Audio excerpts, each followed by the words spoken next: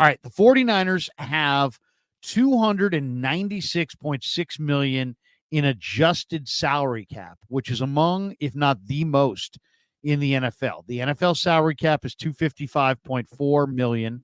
The Niners carried over $36 million from last year.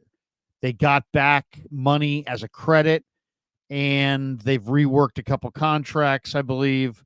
And the cap went up $31 million. They're in the final year before Brock Purdy gets paid his big money before 2025. And Monday, 9 a.m. West Coast, the legal tampering period begins. Wednesday is the official new NFL year beginning. And I would imagine the Niners are going to restructure a couple people.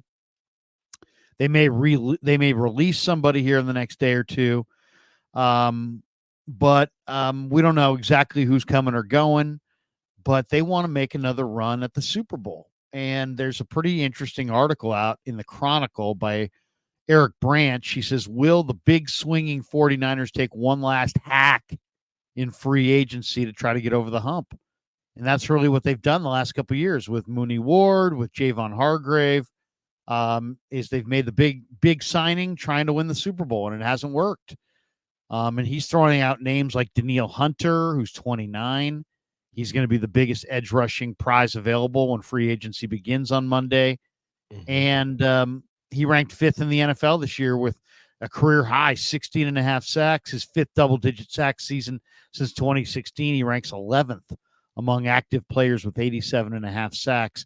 If it isn't him, it could be Jonathan Greenard. It could be Christian Wilkins. It could be any number of big-name free agents. What do you think, Coach? Where are you with the Niners in free agency?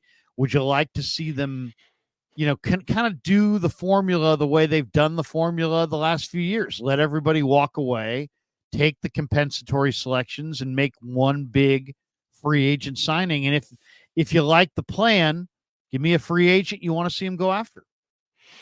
Okay, well, I like the way you set me up there because it's exactly where I'm at right now. If there was a plan, right? I don't necessarily agree with this. I don't think they will make a big swing in free agency, but let's play make believe. If they did, out of the names listed, you do see Danielle Hunter, of course. There's our favorite heartthrob, Kirk Cousins, which I think is definitely a pipe dream.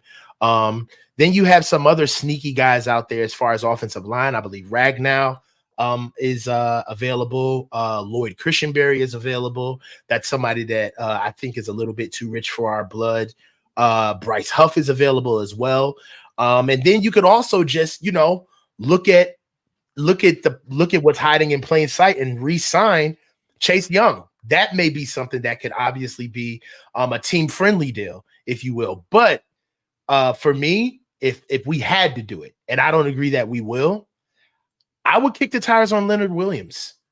Okay. It's been widely known that Eric Armstead is about to make $28 million this year. At this stage of his career, I think it would be wishful thinking to believe that he's going to get through a full season. And right now, we need a shot in the arm in the interior of our defensive line. It's a big issue. It's a problem for us stopping the run. And I understand that we do have issues with the edge, and we would like to get another requisite pass rusher to balance out our pass rush and help out Nick Bosa. But I mentioned this on other shows.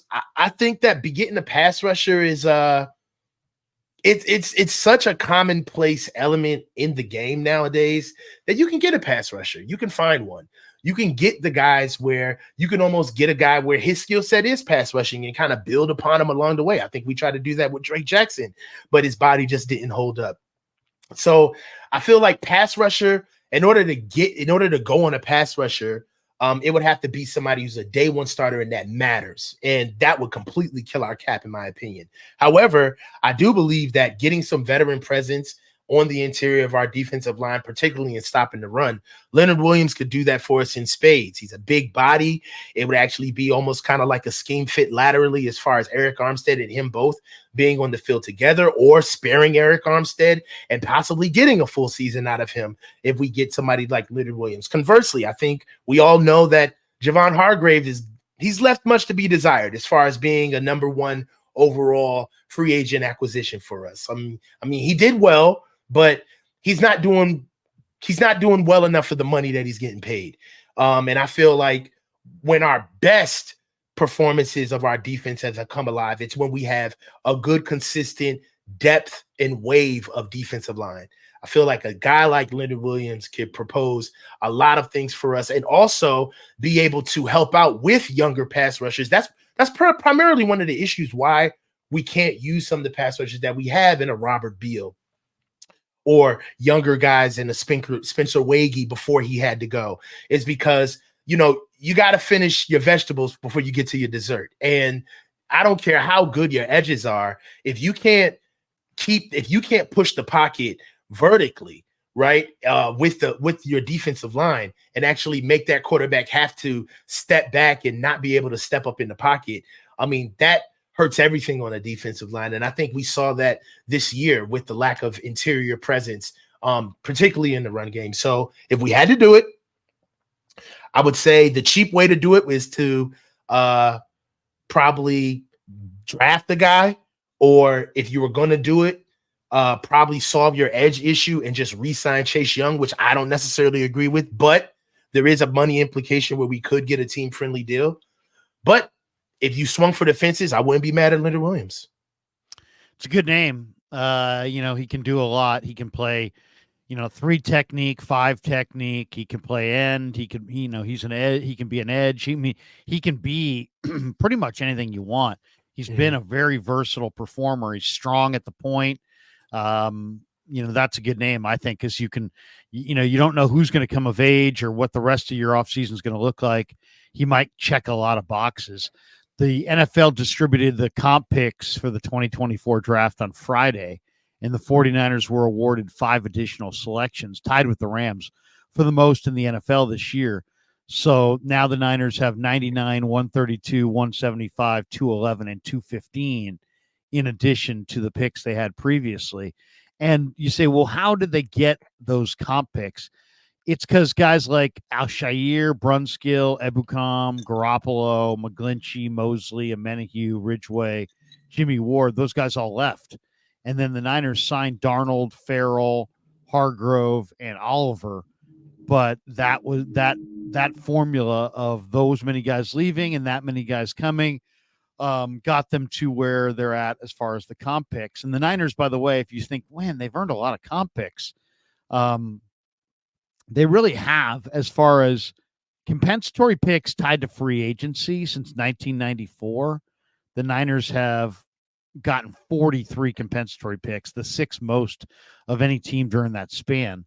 That's so, yeah, I mean, that's a lot. And the Niners, you know, they're getting, if you looked at that, that's going back to 94. If you just look during the Lynch regime, I would say the Niners far and away lead the NFL in compensatory picks earned, because this is their plan. I mean, they let all their free agents walk and they go sign very, very few. I mean, just looking at their potential free agents, you know, I could see Chris Conley come back, but Ray McLeod, Matt Pryor, Ben Barch, Charlie Warner, Sam Darnold, Ross Dwelly, I think those guys are probably all leaving.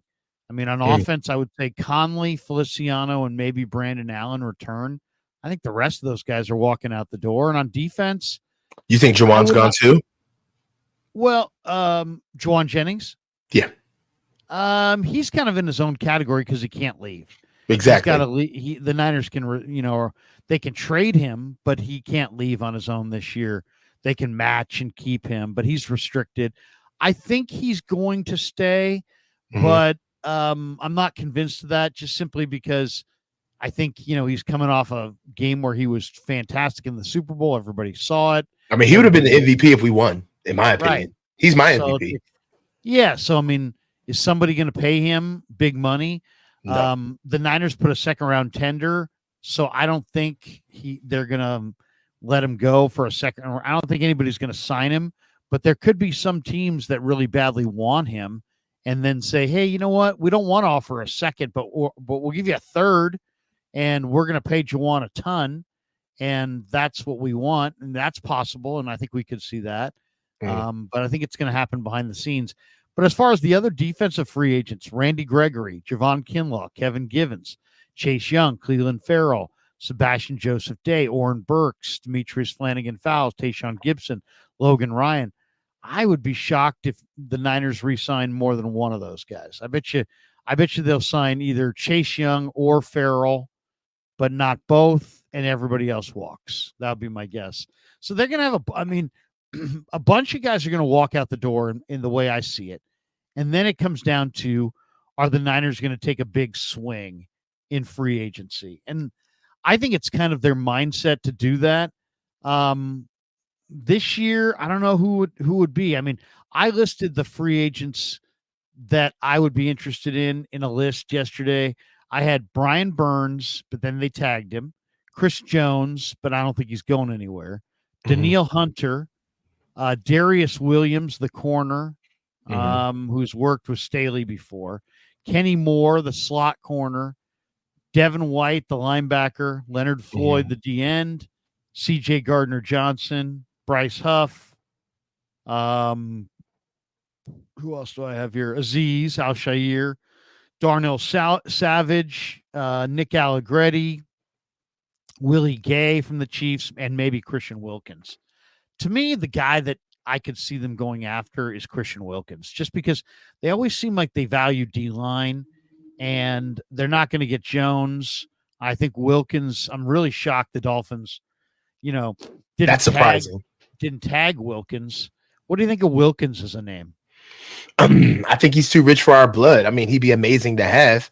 I feel like Wilkins I feel like the moment we get Wilkins, we'll immediately feel horrible about Javon Hargrave being on the team. I feel like he'll outplay him. One of the big things about Chris Wilkins is his motor.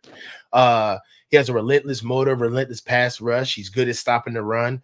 And he'll be an instant leader. Great personality, by the way, if you ever got a chance to hear him on Mic'd Up. He'd be an awesome guy to have. One of the names that you brought up that I liked was Nick Allegretti. I feel like that'd be a sneaky good way to sneak in that guard, that competition at right guard. We've already re-signed Colton. It's obvious that they like him. And it's kind of like, it's apropos of a team that doesn't value offensive line. We don't value the position necessarily. I mean, we whiffed on Mike McGlinchey. Aaron Banks was good, but outside of that, we necessarily haven't had anybody stick there. And with them paying Colton, I think that it's time for us to start looking at possibly a guard or possibly a center in offensive line. That's why I like Nick Allegretti. I think that he could be somebody for us, that veteran guy, can play across the entire offensive line. Has played in the biggest games of the year, and is very consistent. He'd be somebody that I think would instantly upgrade the entire offensive line, because that's a thing. It's a chain reaction on offensive line. It's like, you can have a guy that may be deficient in one area, but you could put him next to a stronger guy and they'll figure it out. They'll work on it. But if you put two deficient guys next to each other, it's just all downhill from there, right? And then all you're doing is just catching up from their deficiencies. I feel like you can stop that with putting in a better guard. You put in a better guard, I feel like it'll help Jake Brindle and also elevate the play of Colton McKivitz. So that's kind of like my take on it. Allegretti, to me, it is ready to jump. We talked to him the other day. He's won 3 rings. Last year he would have jumped, but he had twin girls that were born right around the same time as free agency. He didn't want to have that much change. I now that he's got 3 rings, I think it's time for him to get paid. And I don't think he's going to get paid a mint, but he also wants to be a full-time starter. So, maybe you make him the starter at right guard. Yeah, I like that. I mean, I feel what do you like do with Burford, then you shop Burford. It's got to go. You know what I'm saying? It's been nice. Or maybe, yeah, because if you shop Burford, then you got Feliciano as a strong backup. So Burford probably would be the odd man out unless he could play center. Or right tackle in a pinch. Well, he played tackle in college. You know what I'm saying? So it wouldn't be that big of a jump. He played left tackle in college. I like bringing in Nick Allegretti because in certain aspects, I feel as though we may have put 20 on 10 with the offensive line. And we kind of blew past some of the things that were staring us right in the face. They needed and I have kind of been saying it, but not taking it to the next level in my thought process. I've already been saying that we have enough to win a Super Bowl. We were better than the Chiefs, right? This team is a Super Bowl winning team. This team is a championship level team. That's my main point. So really, do we need like an off the wall great offensive line to be better? No, but it'd be nice. I feel like from a fan standpoint, we think about the traditional way of building a team where it's like, okay, the O-line's bad. The reason why the O-line was bad, we spent a lot of picks on Trey. Trey was our first round pick for 3 years in a row, right? And we didn't have a chance to really invest in it. Now we do. This is the deepest tackle draft in a while, Larry. There's like a legit 5 to 6 starters that could start. I think more. I think it's more like 10, but yeah, I mean, it's amazing. I mean, I didn't want to get challenged. I believe that too, but sometimes you just got to tone it down for people. You know, you gotta be balanced. But I believe that as well, really. But I know there's at least 6 starters that could come in and get drafted and play day one. And so it's right there for the taking. And I feel as though that we all were thinking that this is kind of like the easy algebra that you should be able to do. Like, we have a bad offensive line. We need a tackle. It's draft time. Let's draft a tackle. But that's not really how the Niners are looking at it. I feel like they are looking at it as if they need an upgraded tackle. I mean, they need an upgraded offensive line, but they don't need an overhaul. They're probably looking at this as though Colton McKivitz was adequate. This is his first year start, and he's only going to get better. And he wasn't necessarily losing us games. Jake Brindle knows the calls, does what he's supposed to do. And yeah, he may not be, a plus athlete on the physical side, but he gets the job done. Our biggest issue right now is being able to find a starting level guard. Like, I could see them really looking at it this way. And if that's the case, then that frees up all types of possibilities in the draft, because you can go get Nick Allegretti and call it a day. Then just say, that's our offensive line. We're redoing it. We just changed our guard. We feel strong about this process. Giddy up and go. That's our retool.